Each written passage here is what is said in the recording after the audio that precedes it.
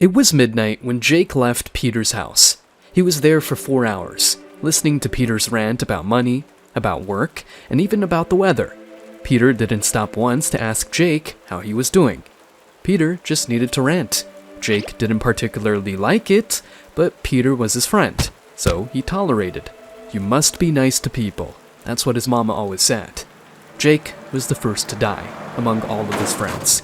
He died of ALS, a fatal motor neuron disease that affects voluntary muscle movement. He slowly got paralyzed. At his funeral, the only thing his friend can say is that Jake is a nice guy. It's true. Jake never complained about a thing. To be nice seems to be the only thing he knew. What Jake didn't know is that scientists have already established a correlation between ALS, the disease that killed him, and the niceness virtue for quite some time. At an international congress in Bavaria in the 1990s, 2 Cleveland Clinic neurologists presented this finding. ALS patients were extraordinarily nice, so much so that the staff could in most cases accurately predict who would be diagnosed with the condition and who would not. Most of these patients as classified as type C personality. Individuals with this personality type often exhibit traits like compliance and an unassertive nature, especially in expressing negative emotions like anger. Jake is one of them. To him, being nice is to push all of his negativity down, and to take a vow that a smiley nod of the head is the only thing he'd wear. To him, pleasing other people is worth abandoning his own needs. He never addressed things that upset him. He always agrees to everything he's asked. He might have a lot of friends, but none of them knows him, because he never says a word. Jake, like many other obsessively nice people, eventually isolated himself from others. They are so concerned with being liked that they never consider the effect of niceness on other people and themselves. In recent years, a relatively new field of science emerged that can help explain why nice people like Jake often died early. It's called Psychoneuroimmunology. The goal is to map the connections between emotions and our nervous and immune systems, and how stress might instigate disease. Chronic stress, often a byproduct of suppressed emotions and self-neglect, can alter immune responses. For instance, the suppression of anger is linked to the diminished effectiveness of natural killer cells, a crucial component of the immune system's defense against cancer.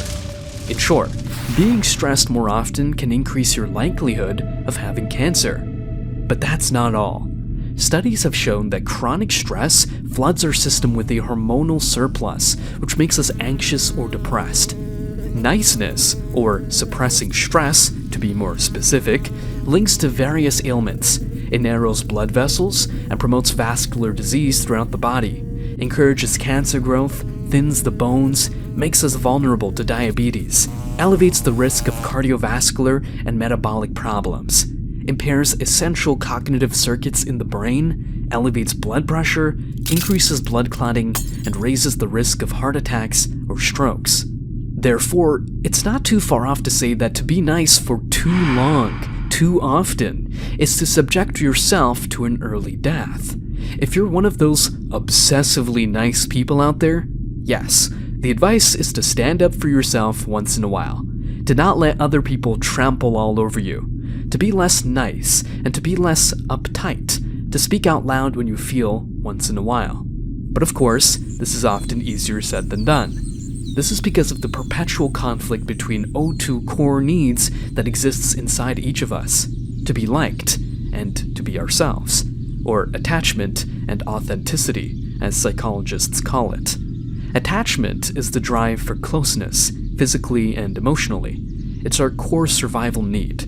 Without reliable adults taking care of us, and without our own impulse to be close to these caregivers, we simply couldn't survive for a day. Everything from crying to cuteness is a built-in feature designed by nature to keep our caregivers giving and caring for us. The need for attachment does not expire once we're out of diapers. It continues to motivate us throughout our lifespan and dictate a large portion of our behaviors. Our other core need is authenticity, to be true to ourselves, to shape our own life from a deep knowledge of who we are. This core need often opposes the need for attachment, And with obsessively nice people, authenticity is in a losing battle.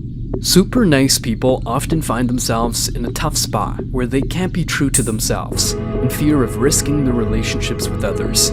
They think that being nice is the only way to make sure people will like them and stay close to them. This habit often starts when they are little. As a child, they might receive messages that certain parts of them are acceptable while others are not. For example, they learned that good children don't yell, so being nice became their way of survival. Or they may internalize the idea that I'm lovable only when I'm doing things well, so they cut off from the vulnerable part of themselves that needs to know there is room to fail. Constantly pushing down your true feelings to keep others happy makes us lose touch with who you are. What's more, this habit of always putting others first can get so ingrained that you might forget that you want or feel. You end up living a life that's more about meeting others' expectations than following your own heart.